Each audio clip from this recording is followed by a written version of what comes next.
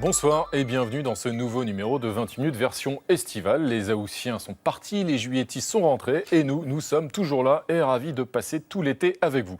Pour commencer, nous recevons ce soir un médecin qui vient lancer un SOS. Spécialiste de la médecine de guerre, Raphaël Pitti s'est rendu en Syrie plus d'une dizaine de fois depuis 4 ans. 350 000 habitants sont aujourd'hui piégés dans la ville d'Alep, bombardés par les forces de Bachar al-Assad et privés de soins et de nourriture. Les hôpitaux sont visés, les médecins manquent. Raphaël Pitti témoigne, nous l'écouterons. Notre débat portera ensuite sur la situation en Turquie. Un peu plus de 2 semaines après le putsch manqué, les purges déclenchées par le président Erdogan n'en finissent plus de prendre de l'ampleur. Plus de 50 000 fonctionnaires limogés, 18 000 gardes à vue, 45 journaux fermés, des dizaines de journalistes placés en détention. Jusqu'où ira la répression? L'Union européenne et les États-Unis pourront-ils continuer de fermer les yeux durablement? On en débattra. Et puis nous terminerons avec notre duo d'inséparables chroniqueurs. D'abord Linda Lorrain qui nous présentera son héros du jour, un Croate qui nous fait découvrir un autre usage du cannabis.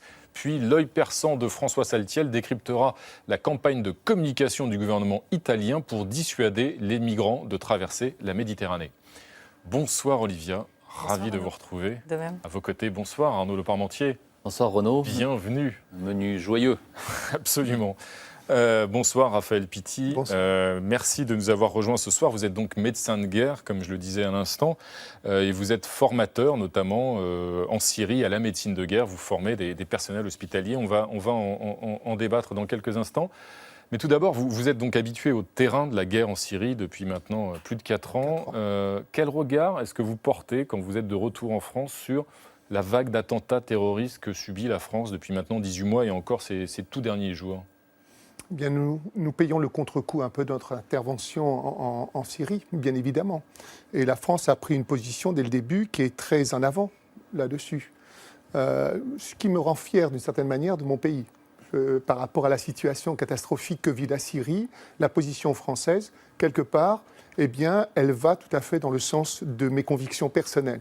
Il y a lieu de faire quelque chose en Syrie. Nous sommes devant une catastrophe majeure, la plus importante depuis la dernière guerre, avec l'ensemble de ces morts, la destruction du tissu économique, la destruction du tissu éducatif, la destruction du tissu social, ces millions de personnes qui sont déplacées à l'intérieur, la destruction du tissu sanitaire aussi, avec ces 60% d'hôpitaux qui ont été détruits. Tout cela fait qu'il y a nécessité d'intervenir. Et bien, nous sommes un peu seuls. Alors que la France en ait le contre-coup par rapport à Daesh, je peux le comprendre très bien. Et il nous appartient, bien entendu, de rester très unis, nous les Français. Alors cette catastrophe politique, mais aussi cette catastrophe humanitaire et humaine, tout simplement, en Syrie, que vous connaissez si bien, on va en parler dans un instant, juste après l'empreinte digitale de Frédéric Tanvier.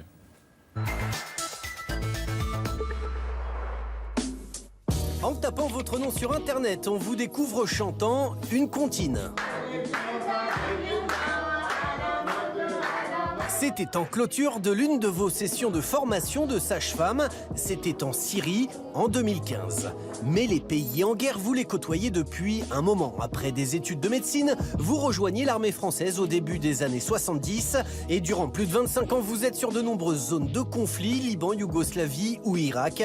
Médecin de guerre, mais par la force des choses, médecin humanitaire. Vous épousez la devise du service de la santé des armées qui dit « Va où l'humanité te porte ». De retour de la guerre du Golfe, vous mettez en place un centre de formation à la médecine de guerre, une spécialité que vous enseignerez plus tard à New York, Lyon et Paris. Si en 2005 vous quittez la Grande Muette avec au passage le grade de général, vous retrouvez la guerre en 2012 lors de votre premier voyage en Syrie, un pays que vous rejoignez cette année-là clandestinement pour venir en aide à la population. Une population qu'on aperçoit sur votre compte Facebook lorsque vous filmez ici la ligne de front qui traverse la ville d'Alep. Internet qui vous sert aussi de mégaphone pour interpeller l'opinion publique sur la situation syrienne. La Syrie aujourd'hui, c'est la plus grande catastrophe humanitaire depuis la Deuxième Guerre mondiale. Et ceci, ce n'est pas moi qui le dis, c'est la Commission européenne. Aujourd'hui, au cœur d'un pays en pleine hémorragie, vous poursuivez à former médecins et urgentistes aux techniques de secours de guerre. Et si la situation est grave, n'est-elle pas surtout désespérée ? Alors, Raphaël Pitti, on vient de le voir, ça fait plus de 25 ans que vous arpentez les fronts militaires, les zones de guerre, le Liban, l'Irak, la Yougoslavie, bien d'autres. En quoi est-ce que la situation en Syrie, elle est pire que toutes ces guerres que vous avez déjà connues? Pourquoi est-ce que c'est la situation la plus terrible que vous connaissiez? Parce que c'est un champ clos. La Syrie est un champ clos, c'est-à-dire qu'il n'y a aucune possibilité éventuellement de transférer des patients ailleurs, etc. Il n'y a aucune ONG qui vient en support, aucune organisation internationale qui peut travailler à l'intérieur de la Syrie. Donc on est devant une situation de catastrophe dans un champ clos où toutes les frontières sont fermées. C'est un massacre à huis clos, c'est ce que vous voulez dire. Absolument, absolument. C'est un massacre à huis clos. Et en plus, les hôpitaux, les structures sanitaires, etc., sont visés et ciblés au même temps. C'est ce que je disais tout à l'heure, avec 60% des infrastructures qui sont détruites. Et il y a la semaine dernière encore, c'est 4 hôpitaux qui ont été détruits sur Alep.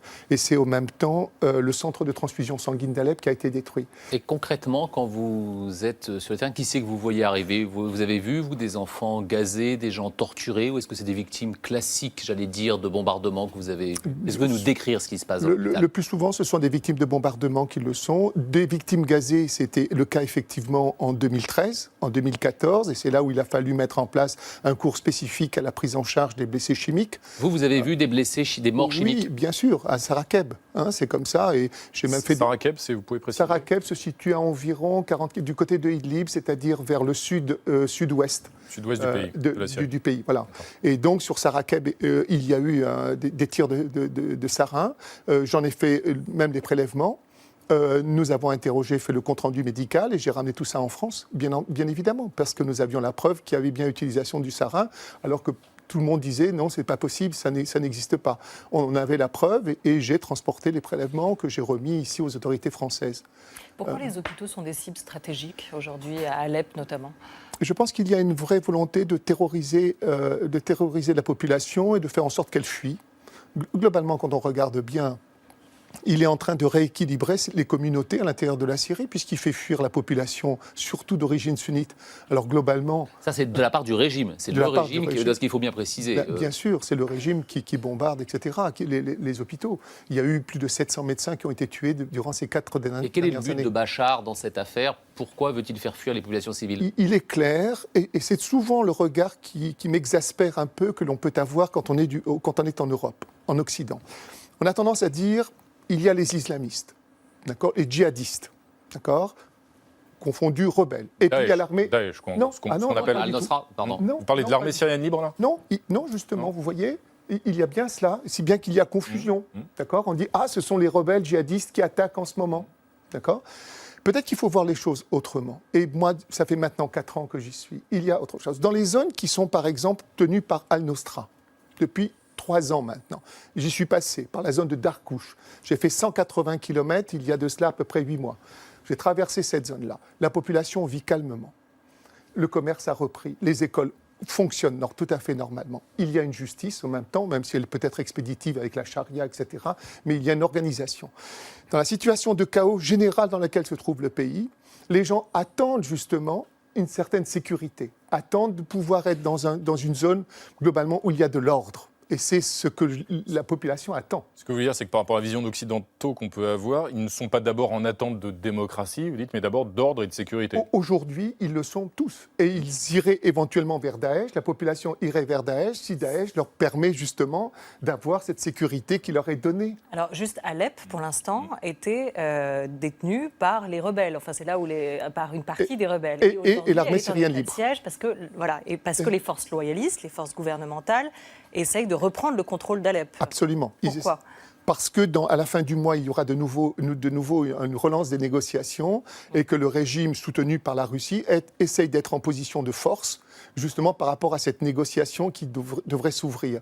Et donc, essayer de récupérer cette zone d'Alep permettrait justement de dire on a libéré tout le nord, voilà. Et vous, est-ce que vous vous voyez comme un intervenant neutre, je soigne tout le monde, ou est-ce que vous êtes le médecin des rebelles ? Non, je me sens la population, m'importe. C'est la population qui est prise au piège dans les combats. Quand vous allez dans les deux camps, ou vous êtes allé que dans les camps des rebelles ? Si vous voulez, je ne peux pas aller du côté de Damas, bien évidemment. Je ne peux pas aller dans cette zone-là. Je serai immédiatement arrêté. Je n'ai pas le droit de rentrer à l'intérieur de la Syrie. Je suis un étranger à l'intérieur de la Syrie. Le gouvernement interdit tous les Occidentaux, comme toutes les ONG, de pénétrer à l'intérieur de la Syrie. Comment vous rentrez ? Clandestinement. C'est risqué pour vous ? Vous prenez des risques ? Par où vous passez ? Comment vous faites ? Tout le temps. Je ne vais pas le dévoiler ici. Quand la guerre sera fini, j'expliquerai un peu comment nous faisons pour rentrer. Mais chaque fois que je rentre avec mes collègues franco-syriens, et heureusement qu'ils sont là, et je me mets entre leurs mains, et je leur fais confiance. Et vous disiez pas 10 fois, c'est 15 fois. Est-ce qu'il y a des choses qu'on ne sait pas, au sens, non pas de cacher par où vous passez, mais des compromissions, ou est-ce que... Pas du tout, pas du tout, pas du tout. Pitti, quand un blessé arrive, vous ne lui demandez pas en fait si c'est un rebelle ou si c'est un soldat de l'armée de Bachar el-Assad, déjà. Oui. Et vous dites maintenant les hôpitaux sont bombardés aujourd'hui. Donc comment vous faites? On a entendu parler d'hôpitaux clandestins qui se déplaceraient en fonction depuis le début, des zones dangereuses. Quand je suis rentré en 2012, c'était déjà le cas. J'étais dans la petite ville de Dana. Je suis arrivé le dimanche soir. Dans la nuit de mardi à mercredi, l'hôpital a été bombardé. C'était l'hôpital de la ville de Dana. Et tout a été détruit. Avec mes 4 collègues, nous sommes partis, nous avons quitté. Je suis allé immédiatement dans une autre ville, Al-Bab, au nord-ouest, qui est entre les mains de Daesh actuellement. L'hôpital de la ville avait déjà été détruit. J'ai travaillé dans un hôpital clandestin pendant 8 jours. Il me reste à peu près 8 jours encore. Je suis parti le 6 octobre. Le 17, il était entièrement détruit. C'était déjà cela en 2012 déjà. C'était déjà comme ça. Et ça n'a jamais arrêté cela. Et justement, la situation n'a jamais cessé d'empirer. Alors on parle donc Alep est à nouveau assiégé dans des conditions extrêmement violentes, extrêmement dures. Concrètement, que peuvent faire les téléspectateurs qui vous regardent? Qu'est-ce qu'on peut faire, nous, ici? Il y a le hashtag, justement, de SOS Médecins d'Alep qui va s'afficher derrière moi. C'est cette opération, cet appel au secours que vous lancez. Comment est-ce qu'on peut y participer?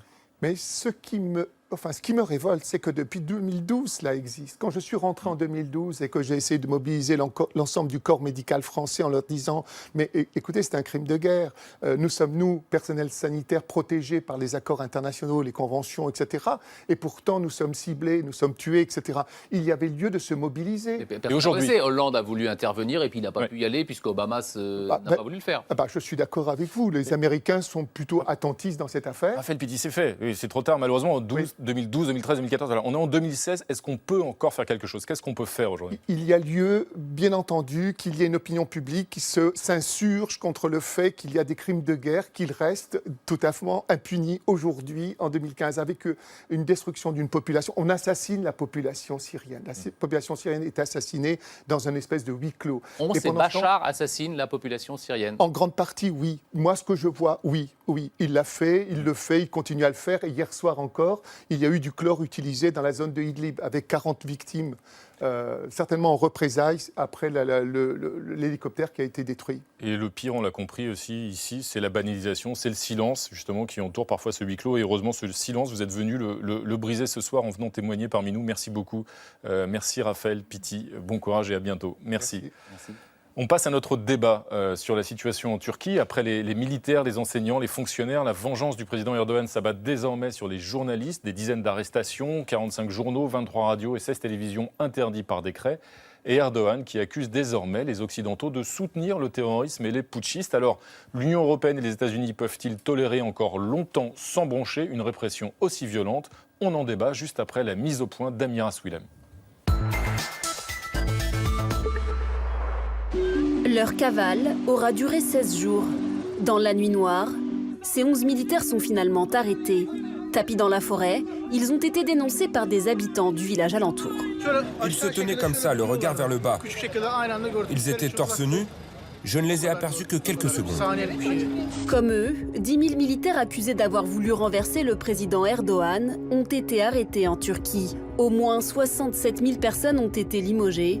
Armée, éducation, justice ou encore médias, tous les secteurs sont touchés. Erdogan jouit d'un soutien massif dans son pays, mais certains Turcs commencent à s'inquiéter. Il y a beaucoup de pression sur les médias. Toute personne qui ne pense pas comme Erdogan est considérée comme son ennemi. C'est ce qu'il pense. Il faut penser comme lui, agir comme lui. Erdogan semble régler ses comptes, mais ça tire très peu de condamnations. Il ne faut pas faire des purges, il faut que l'état de droit fonctionne. Ceux qui ont porté atteinte à l'état, à la démocratie turque doivent pouvoir être poursuivis dans le cadre de l'état de droit. Donc c'est pas l'arbitraire qui doit l'emporter, c'est la démocratie qui doit sortir renforcée.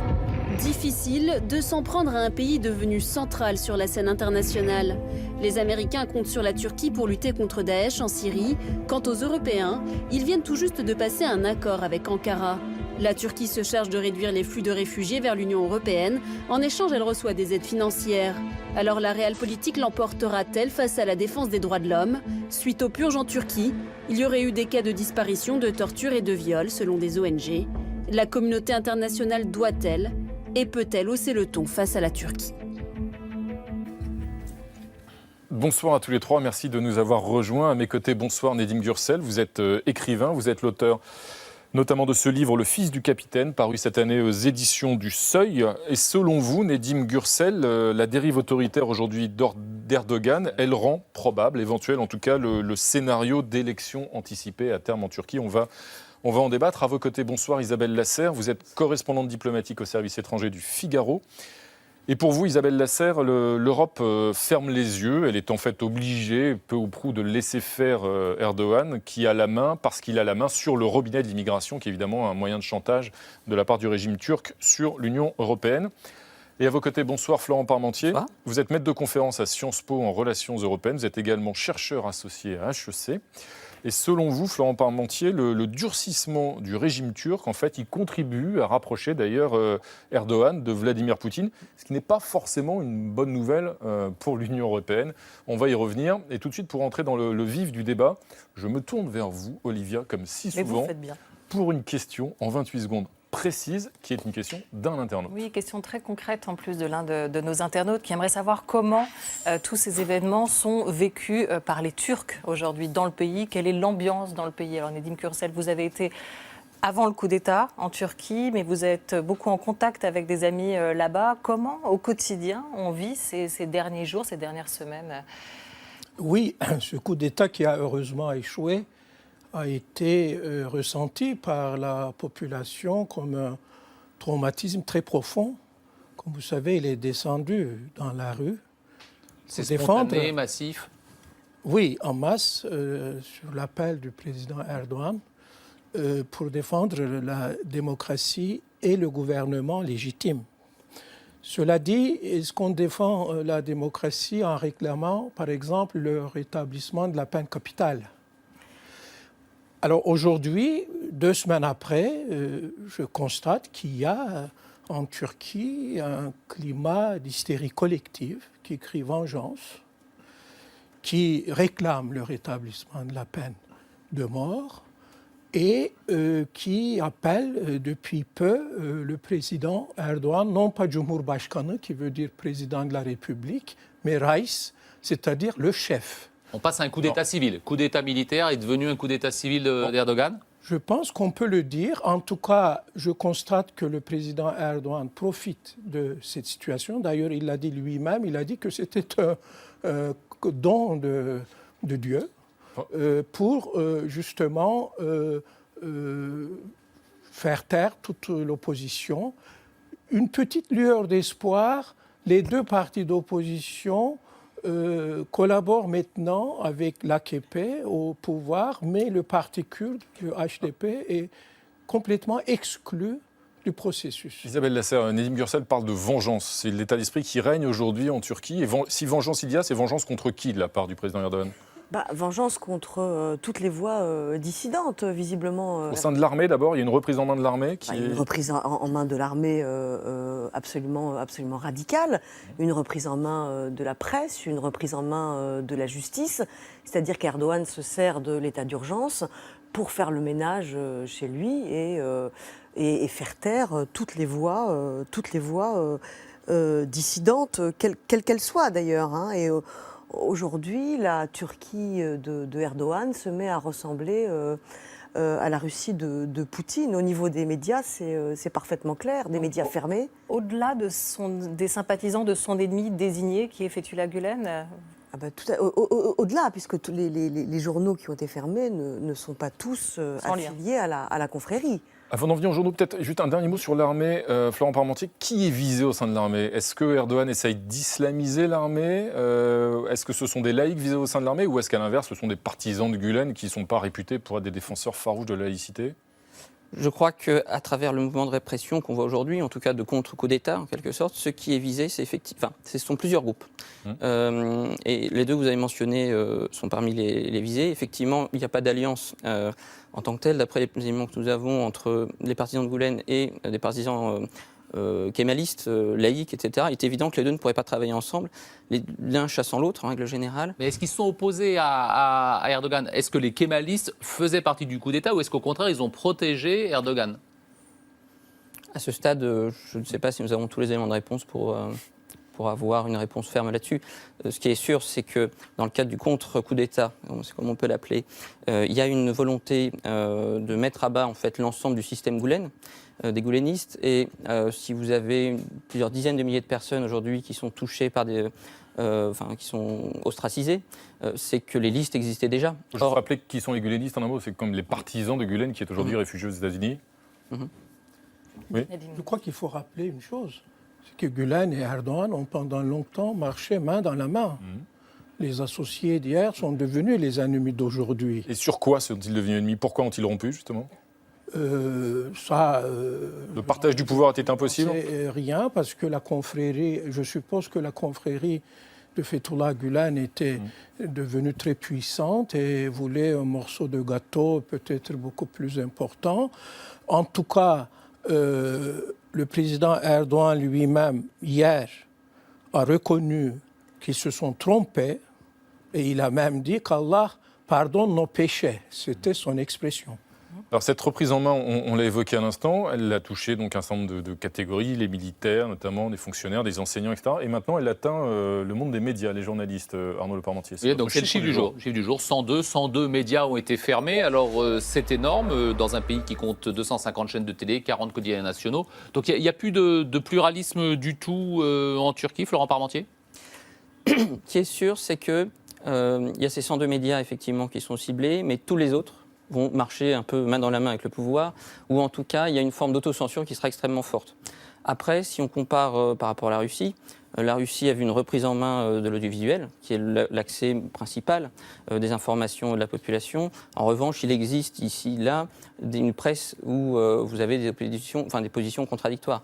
Il est sûr que dans le contexte actuel, et au moins pour les mois, voire les années à venir, la presse se tiendra pour dit, notamment dans un moment d'état d'urgence, qu'il faudra être extrêmement méfiant. Mais Isabelle Lasserre, ça veut dire qu'aujourd'hui, la Turquie a basculé dans la dictature avec la fermeture de ces 102 médias? La dictature, pas encore, mais dans un régime autoritaire assez fort. C'est toujours la Turquie dans une position sur l'échiquier international très délicat. Elle s'est retrouvée complètement isolée. Elle a de multiples problèmes à résoudre, parmi lesquels la guerre dans la Syrie voisine, les migrants. Et aujourd'hui, la seule manière à trouver... Là, je parle, il y a des élections libres, on ne conteste pas qu'il y ait des élections libres en Turquie. De la réaction contre le coup d'État raté. Mais Erdogan est dans une phase de durcissement du pouvoir intérieur. C'est tout à fait ça le rend de plus en plus populaire au sein du... fonctionnement. En tout cas, ça ne le rend pas impopulaire. On a vu le nombre de gens qui défilaient, ne serait-ce qu'à Cologne. Enfin, il n'y a pas de manifestations géantes aujourd'hui dans les rues d'Ankara pour...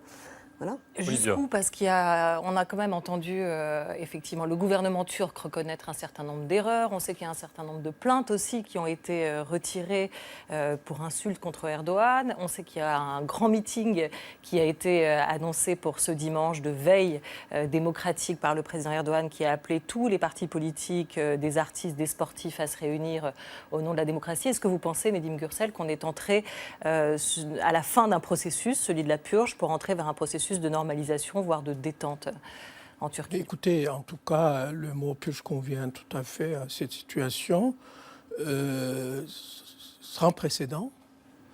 Maintenant, l'état d'urgence a été déclaré et que bientôt, peut-être que tout cela va un tout petit peu ralentir. Parce qu'on a atteint quand même... Comment? Vous seriez arrêté si vous étiez en Turquie? Vous estimez que vous pouvez rentrer en Turquie? Moi, je dis toujours ce que je pense. Oui, alors. J'ai eu des problèmes en Turquie avec la justice pour avoir écrit des romans. Donc, tout est possible. Et il y avait quoi dans vos romans? Vous écriviez quoi? Dans mon roman Les filles d'Allah, on m'a accusé d'avoir dénigré les valeurs religieuses de la population. Le procès a duré pendant plus d'1 an. Vous ne prévoyez pas de retourner en Turquie? Si, je suis allé en Turquie, j'ai eu un procès en bonne et due forme, où devant le juge, je me suis exprimé, etc. etc. J'ai même adressé à l'époque une lettre ouverte au Premier ministre Erdogan dans le journal Milliyet. Donc, il est vrai que la liberté d'expression, disons, l'espace de cette liberté est restreint, mais elle n'a pas complètement disparu. Florent Parmentier ?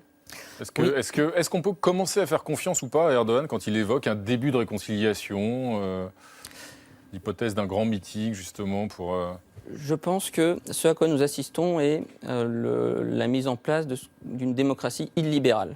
La démocratie libérale est un espace dans lequel il y a des élections, il y a du pluralisme. Et dans le même temps, ce à quoi on va assister est un démantèlement plus ou moins large de l'état de droit. Et c'est là-dessus, évidemment, où les Européens doivent être attentifs. Et ce démantèlement de l'état de droit, il passe notamment par la mise en danger en fait, d'un certain nombre de fonctionnaires. On a vu à peu près tout, de fonctionnaires, de journalistes, etc. Donc c'est un peu ça, en fait, je pense, qui est le grand défi. Alors vous dites que les Européens et même la communauté internationale doivent être attentifs à l'endroit du régime turc, sauf que quand les Européens s'en mêlent d'un peu plus près, ça ne convient pas beaucoup au président Erdogan, Arnaud. Eh bien oui, le président Erdogan, il a vertement critiqué les Européens, les accusant même de soutenir les putschistes. On regarde le président Erdogan.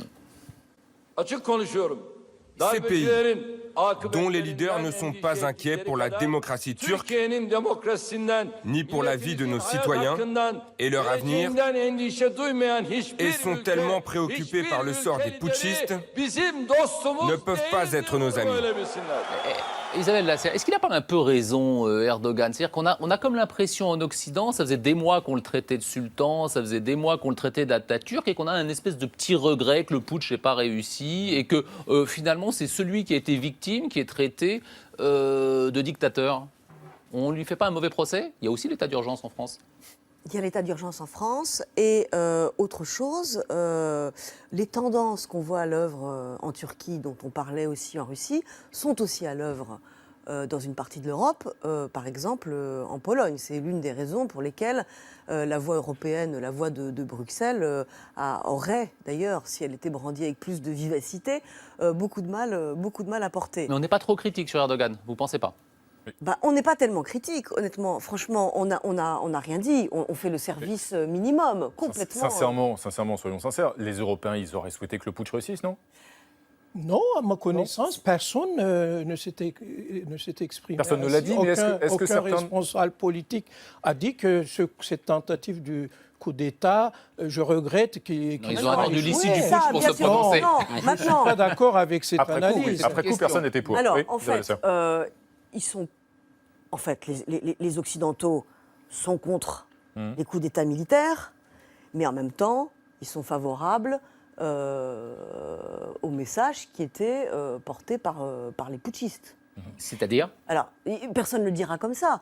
C'est-à-dire les messages de démocratie et de prise de distance vis-à-vis de la manière dont Erdogan applique l'islam en Turquie. Mais ça, c'est le côté totalement off de l'histoire. Mais il y a plein de gens qui pensent ça, évidemment. Mais ça ne se dit pas. Florent Parmentier, ça ne se dit pas ? Ce qui est sûr, c'est que tant qu'on n'a pas vraiment l'origine, c'est-à-dire peut-être qu'une partie des Européens aimerait voir un pouvoir séculier, effectivement, être beaucoup plus à l'écoute de l'Union européenne par rapport à un certain nombre de valeurs, etc., de remise en cause. Pour autant, aurait-on été tout à fait satisfait au niveau de l'Union européenne d'avoir un pouvoir gouléniste ou d'avoir quelque chose qui serait à peu près la même chose avec le blanc-seing de la communauté internationale, mais qui, sur le fond, n'aurait pas fait avancer les valeurs que l'Union européenne défend. La Turquie a lancé encore un ultimatum à l'Europe sur l'histoire de la libéralisation des visas des Turcs. En échange, si l'Europe n'obtempère pas rapidement d'ici l'automne, il rouvrirait ce que vous appelez le robinet concernant la question des migrants. Et ça, c'est quand même le dossier chaud. Alors, je ne sais pas si c'est du chantage, mais ça y ressemble de la part de la Turquie. Et on se trouve bien démunis face à ça. Mais c'est du chantage, mais en plus, maintenant, c'est devenu le sujet numéro un. C'est-à-dire que le sujet des migrants a fait voler... Enfin, il est passé devant les valeurs européennes de démocratie et droits de l'homme. Il est passé devant tout. Donc c'est ce dossier qui est le plus important, parce que c'est ce dossier qui fragilise ou consolide nos intérêts. Et là, et c'est pour ça que l'Europe ne dit rien ou critique vraiment de manière très très faible le pouvoir,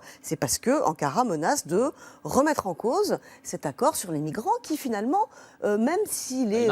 il marche. Il était considéré comme assez fragile. Les chiffres, c'est que avant l'accord sur les réfugiés, 1400 ou 1500 réfugiés passaient tous les jours de Turquie en Grèce par la mer Égée, et qu'aujourd'hui on est tombé à 83 ou 84 personnes. Donc il a le robinet, Erdogan, et on ne peut rien dire. Nedim Gürsel, c'est la principale arme d'Erdogan aujourd'hui, cette arme des migrants pour faire pression sur l'Union européenne ? Oui, mais c'est conjoncturel. Moi, je crois que la question se pose par rapport à la candidature de la Turquie à l'Union européenne. Et là, personne ne parle des valeurs qui ont fondé l'Europe, comme la liberté d'expression, justement, comme la laïcité. Alors, le président Erdogan, tous les matins, tous les jours, défie les leaders européens.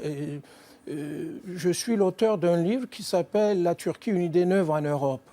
Dans ce livre, j'ai vraiment défendu la candidature de mon pays, l'adhésion de mon pays à l'Union européenne. Mais aujourd'hui, je constate que la Turquie s'éloigne de jour en jour de cette perspective européenne. Et c'est ça la vraie question pour moi. Parce que c'est vrai, aujourd'hui, le problème chaud, c'est celui des immigrés, mais c'est conjoncturel, tandis que l'autre problème est vraiment structurel. C'est un problème ancien, justement, les libertés, la démocratie. Et justement, pour prendre un peu de recul sur notre débat, je vous propose de remonter le temps avec notre archive du jour. Nous sommes le 10 mai 1984, 3 ans après l'avoir exclu suite à un coup d'État militaire. Le Conseil de l'Europe s'apprête à réintégrer la Turquie qui s'engage justement à respecter les droits de l'homme. Regardez. Pluralisme politique, respect des droits de l'homme, avec abolition de toute torture, et puis amélioration aussi des conditions de vie dans les prisons. Voilà les engagements essentiels que devront tenir les responsables politiques turcs. Il est naturellement important pour nous de rester au sein de l'Europe, mais c'est que nous sommes européens. Et l'Europe ne peut pas faire sans nous, et nous ne voulons pas faire sans l'Europe. Reste à savoir maintenant si le mot démocratie en Turquie prend vraiment le même sens qu'ailleurs en Europe. Alors la question du respect des droits de l'homme et de la démocratie, ça reste un enjeu essentiel justement pour l'avenir de la Turquie en Europe. Et en même temps, on voit qu'Erdogan est plutôt en train de se rapprocher de Vladimir Poutine, ce qui n'est pas forcément une bonne nouvelle pour l'Union européenne. Ça l'est, et ça l'est d'autant plus que si la peine de mort est rétablie en Turquie, comme Erdogan laisse à penser qu'il pourrait prendre un jour cette décision, là ce sera la vraie ligne rouge pour l'Europe, c'est-à-dire qu'il ne pourra y avoir de Turquie au sein de l'Union européenne avec le rétablissement de la peine de mort. Mais si Erdogan décide de franchir cette étape, c'est lui en quelque sorte qui officialisera cette rupture avec l'Union européenne. C'est-à-dire que c'est lui qui en prendra l'initiative. Et là, on retombe, je crois que vous aurez plus de choses à dire que moi là-dessus, mais on retombe sur une des choses très très importantes, c'est que l'Union européenne fait de moins en moins rêver en Turquie aujourd'hui. Et Erdogan, la semaine prochaine, il va à Moscou, il ne va pas à Bruxelles, il va rencontrer Vladimir Poutine à Moscou. Florent Parmentier. Oui. Qu'est-ce qu'il faut en tirer comme leçon ? D'abord, par rapport à l'automne dernier, un rapprochement qui a été au final rapide, car on a bien vu que suite à l'affaire des avions, il y a quelques mois, le refroidissement a été extrêmement net entre la Turquie et la Russie. Il semble que cette page soit tournée. Elle est d'autant plus été tournée que dans certains milieux en Russie, il y avait cette idée selon laquelle les services secrets russes auraient averti M. Erdogan en amont des événements qui allaient se produire. Du putsch, vous voulez dire ? Du putsch qui allait se produire. Quelques heures avant, pour dire attention, il y a quelque chose qui se passe. Alors que les Européens, eux, n'étaient pas au courant du tout. N'ont peut-être pas vu les mêmes signaux. En tout cas, il faut voir, mais en tout cas, ça, c'est un point effectivement extrêmement important. Et ensuite, des complémentarités vraiment assez évidentes entre les deux puissances qui se retrouvent aujourd'hui avec des dirigeants qui ont pour principale ambition de rétablir l'autorité de l'État avant même de construire un État de droit ou de construire des valeurs démocratiques. Et leur souci, c'est l'autorité de l'État. C'est comment faire dans un environnement qui est extrêmement dangereux, pour lequel, effectivement, ils estiment, à tort ou à raison, qu'il faut avoir des mesures fermes, autoritaires. Et c'est ce à quoi nous assistons aujourd'hui. Oui, C'est aussi Dernier parce qu'il mot. n'avait pas le choix, Erdogan. Il était complètement isolé sur la scène internationale. Le rapprochement avec la Turquie, c'est d'abord la reprise des relations économiques qui était super important pour lui. Et il faut bien qu'il se rapproche de quelqu'un quand même. Absolument, mais on aura l'occasion d'y revenir, notamment sur son rapprochement Erdogan-Poutine. Merci Isabelle Lasserre et merci à tous les trois d'être venus débattre ce soir parmi nous. L'émission continue avec Linda Lorrain qui va nous vanter les mérites de son héros du jour. Ce soir, un courageux Croate qui lutte contre la maladie avec une méthode bien à lui. Puis François Saltiel nous décryptera la campagne de communication du gouvernement italien pour dissuader les migrants de venir. Mais tout d'abord, avalons l'œuf miroir. Ce soir, François Simon, notre célèbre critique gastronomique, s'alarme de la recrudescence de ces étranges formules qu'on appelle menu dégustation.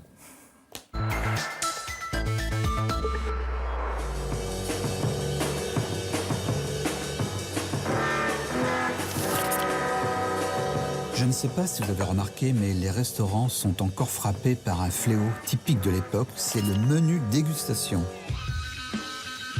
À savoir, quasiment un menu surprise, où le chef prend les choses en main et s'embarque dans une longue déclinaison de mets dissemblables.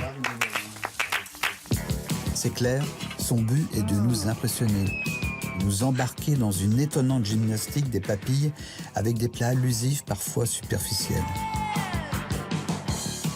Sa technique, c'est éblouir avec une wow cuisine, nous résumer Zola en 2 phrases, Les Misérables en une onomatopée. C'est le magicien sortant son lapin du chapeau avec ce fantasme irrépressible, épouser toutes les possibilités du restaurant. Le cuisinier est alors traversé par sa vision du monde. Il nous livre alors, comme dans un cri soudain, le verbatim de sa stupeur. Entasser les différences, bluffer, sidérer, c'est tout juste si à la fin du repas, il ne fait pas démarrer en même temps 5 lave-vaisselle. La morale de l'histoire, elle correspond à une époque qui voudrait avoir réponse à tout, obstruer son champ de vision et déposséder l'individu de son autonomie, lui confisquer son goût et sa fantaisie. Prendre tout en charge, assujettir, l'infantiliser, comme le miroir d'une société narcissique.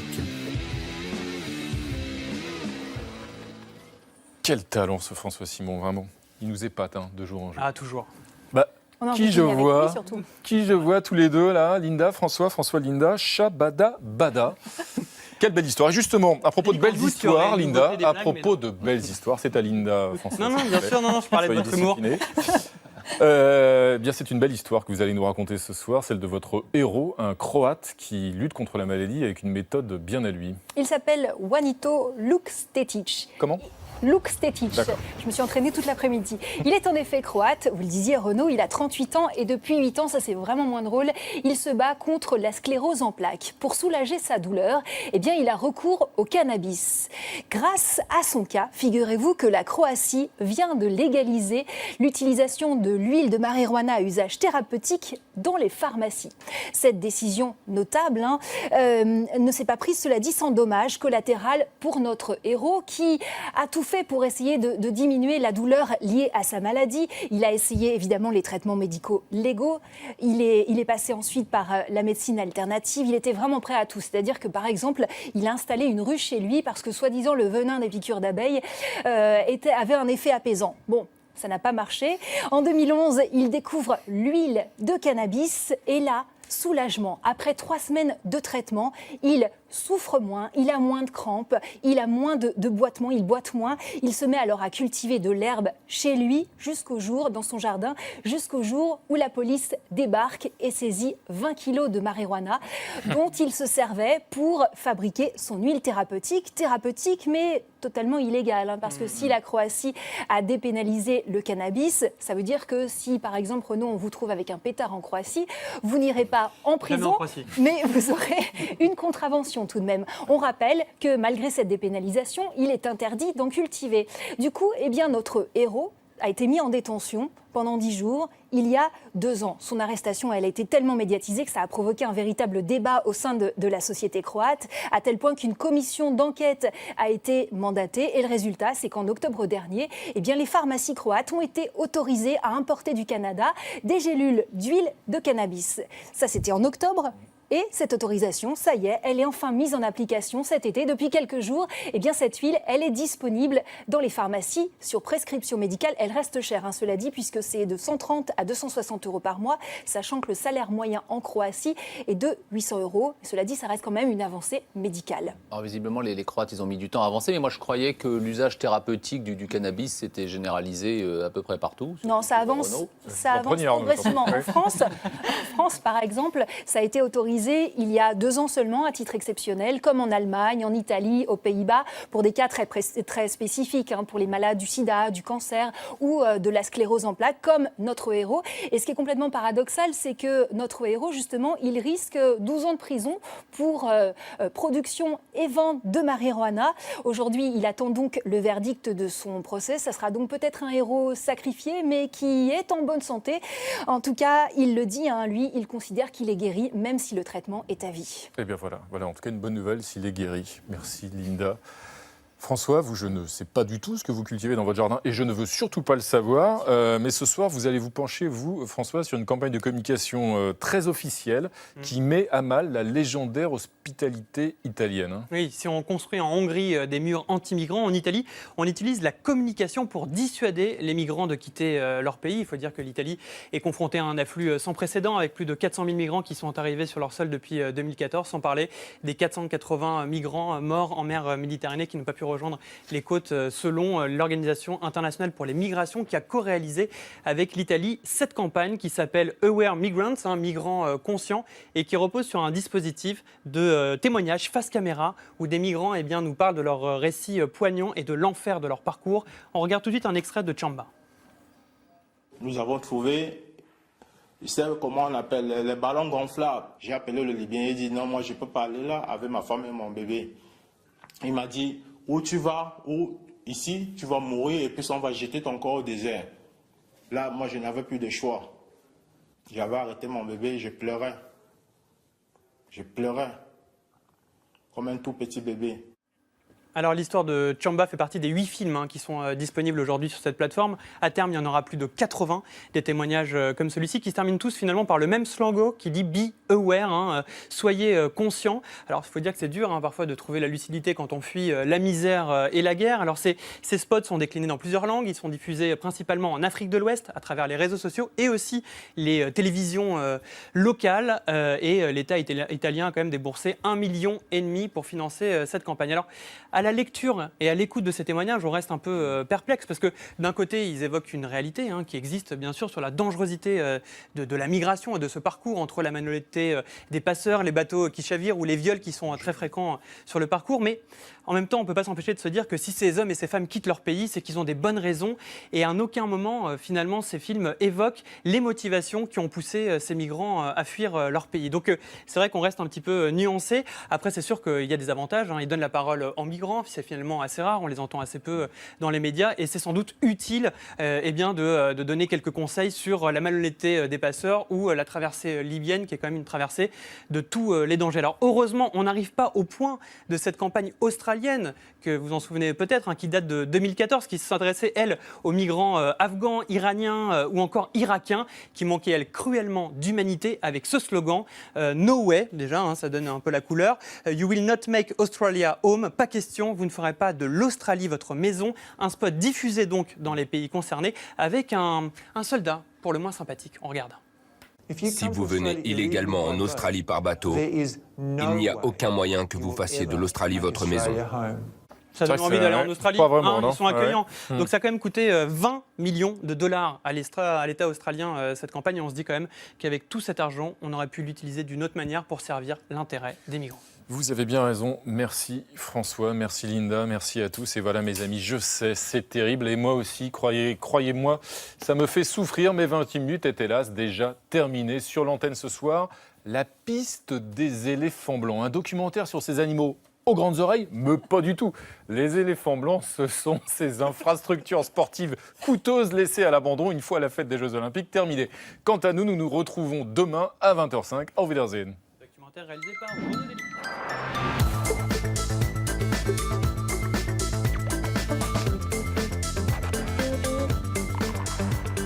Panté, les fronts militaires, les zones de guerre, le Liban, l'Irak, la Yougoslavie, bien d'autres. En quoi est-ce que la situation en Syrie, elle est pire que toutes ces guerres que vous avez déjà connues? Pourquoi est-ce que c'est la situation la plus terrible que vous connaissiez? Parce que c'est un champ clos. La Syrie est un champ clos, c'est-à-dire qu'il n'y a aucune possibilité éventuellement de transférer des patients ailleurs, etc. Il n'y a aucune ONG qui vient en support, aucune organisation internationale qui peut travailler à l'intérieur de la Syrie. Donc on est devant une situation de catastrophe dans un champ clos où toutes les frontières sont fermées. C'est un massacre à huis clos, c'est ce que vous voulez dire? Absolument, absolument. C'est un massacre à huis clos. Et en plus, les hôpitaux, les structures sanitaires, etc., sont visés et ciblés au même temps. C'est ce que je disais tout à l'heure, avec 60% des infrastructures qui sont détruites. Et il y a la semaine dernière encore, c'est 4 hôpitaux qui ont été détruits sur Alep. Et c'est au même temps le centre de transfusion sanguine d'Alep qui a été détruit. Et concrètement, quand vous êtes sur le terrain, qui c'est que vous voyez arriver? Vous avez vu, vous, des enfants gazés, des gens torturés? Ou est-ce que c'est des victimes classiques, j'allais dire, de bombardements que vous avez... Est-ce que vous pouvez nous décrire ce qui se passe dans l'hôpital? Le plus souvent, ce sont des victimes de bombardements qui le sont.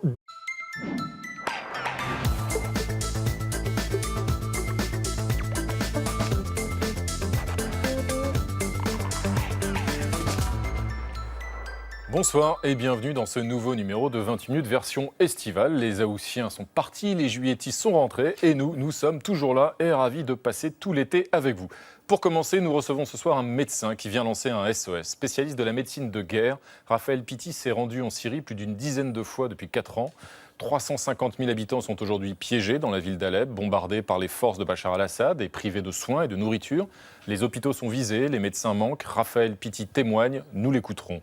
Notre débat portera ensuite sur la situation en Turquie. Un peu plus de 2 semaines après le putsch manqué, les purges déclenchées par le président Erdogan n'en finissent plus de prendre de l'ampleur. Plus de 50 000 fonctionnaires limogés, 18 000 gardes à vue, 45 journaux fermés, des dizaines de journalistes placés en détention.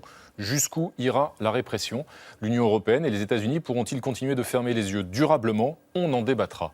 Et puis nous terminerons avec notre duo d'inséparables chroniqueurs. D'abord Linda Lorrain qui nous présentera son héros du jour, un Croate qui nous fait découvrir un autre usage du cannabis. Puis l'œil perçant de François Saltiel décryptera la campagne de communication du gouvernement italien pour dissuader les migrants de traverser la Méditerranée. Bonsoir Olivia, ravi de vous retrouver. De même. À vos côtés, bonsoir Arnaud Le Parmentier. Bonsoir Renaud. Bienvenue. Menu joyeux. Absolument. Bonsoir Raphaël Pitti, merci de nous avoir rejoints ce soir. Vous êtes donc médecin de guerre, comme je le disais à l'instant, et vous êtes formateur notamment en Syrie à la médecine de guerre. Vous formez des personnels hospitaliers, on va en débattre dans quelques instants. Mais tout d'abord, vous êtes donc habitué au terrain de la guerre en Syrie depuis maintenant plus de 4 ans.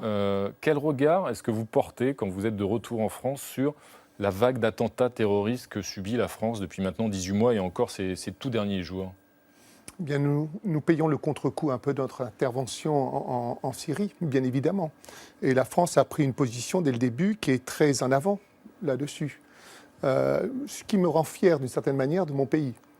Par rapport à la situation catastrophique que vit la Syrie, la position française, quelque part, eh bien, elle va tout à fait dans le sens de mes convictions personnelles.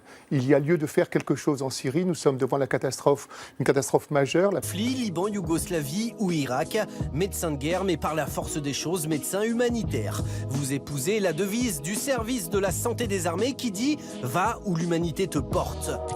De retour de la guerre du Golfe, vous mettez en place un centre de formation à la médecine de guerre, une spécialité que vous enseignerez plus tard à New York, Lyon et Paris. Si en 2005 vous quittez la Grande Muette avec au passage le grade de général, vous retrouvez la guerre en 2012 lors de votre premier voyage en Syrie, un pays que vous rejoignez cette année-là clandestinement pour venir en aide à la population. Une population qu'on aperçoit sur votre compte Facebook lorsque vous filmez ici la ligne de front qui traverse la ville d'Alep. Internet qui vous sert aussi de mégaphone pour interpeller l'opinion publique sur la situation syrienne. La Syrie aujourd'hui, c'est la plus grande catastrophe humanitaire depuis la Deuxième Guerre mondiale. Et ceci, ce n'est pas moi qui le dis, c'est la Commission européenne. Aujourd'hui, au cœur d'un pays en pleine hémorragie, vous poursuivez à former médecins et urgentistes aux techniques de secours de guerre. Et si la situation est grave, n'est-elle pas surtout désespérée ? Alors, Raphaël Pitti, on vient de le voir, ça fait plus de 25 ans que vous... Plus important depuis la dernière guerre, avec l'ensemble de ces morts, la destruction du tissu économique, la destruction du tissu éducatif, la destruction du tissu social, ces millions de personnes qui sont déplacées à l'intérieur, la destruction du tissu sanitaire aussi, avec ces 60% d'hôpitaux qui ont été détruits. Tout cela fait qu'il y a nécessité d'intervenir. Et bien nous sommes un peu seuls. Alors que la France en est le contre-coup par rapport à Daesh, je peux le comprendre très bien. Et il nous appartient bien entendu de rester très unis, nous les Français.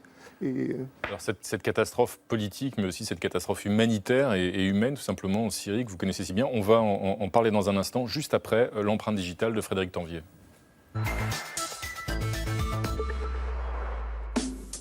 En tapant votre nom sur Internet, on vous découvre chantant une comptine. C'était en clôture de l'une de vos sessions de formation de sage-femme. C'était en Syrie en 2015. Mais les pays en guerre vous les côtoyez depuis un moment. Après des études de médecine, vous rejoignez l'armée française au début des années 70. Et durant plus de 25 ans, vous êtes sur de nombreuses zones de conflit.